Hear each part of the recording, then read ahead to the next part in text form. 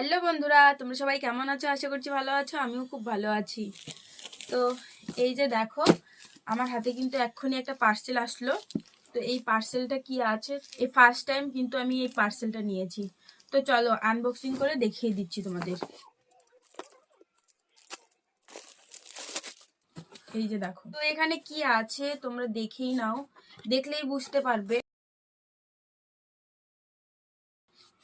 এই যে দেখো, দেখতে পাচ্ছো?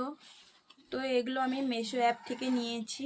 যদিও এগুলো দিয়ে আমি সেলাই করব না, এগুলো একটা কাজের জন্য আমি নিয়েছি। কারণ এগুলো সুতো কীরকম হবে না হবে আমি জানি না। তো এই সুতোগুলো আমি কি কাজে লাগাবো তোমরা নিশ্চয়ই দেখতে পারবে অন্য ভিডিওতে। কিন্তু দেখো এই সুতোগুলো, আর দেখো এখানকার যতগুলো সুতো আছে, আমার এখানে যত সুতো আছে, তো এই সুতোগুলো এই সুতোগুলো একসাথে মিলাইলে কিন্তু এক হবে না, ঠিক আছে? এই যে দেখো, এটা কিন্তু মেশো অ্যাপ থেকে নিয়েছি, এটা কিন্তু আমার কেনা সুতো, দোকান থেকে নেওয়া।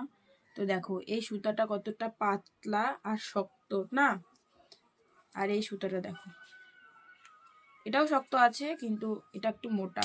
এই যে ছিঁড়ে যায়, দেখো এতটাও শক্ত নেই, ছিঁড়ে যায়।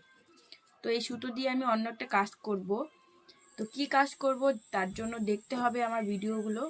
তো চলো বন্ধুরা, এই সুতোগুলো আমি তোমাদের দেখিয়ে দিলাম। মেশো অ্যাপ থেকে সেলাই করার জন্য কখনো এই সুতোগুলো নিও না, কারণ সেলাই করতে পারবে না। দোকান থেকে কিনলে অবশ্যই এই যে পাতলা পাতলা, এরকম পাতলা পাতলা সুতা আর হচ্ছে শক্ত থাকবে, দেখো ছেড়ে না। তো দেখতেই পেলে কিরকম, মানে কোনটার কিরকম রিভিউটা দিয়ে দিলাম, ঠিক আছে? দোকান থেকে নিলে অবশ্যই ভালো সুতা দিবে।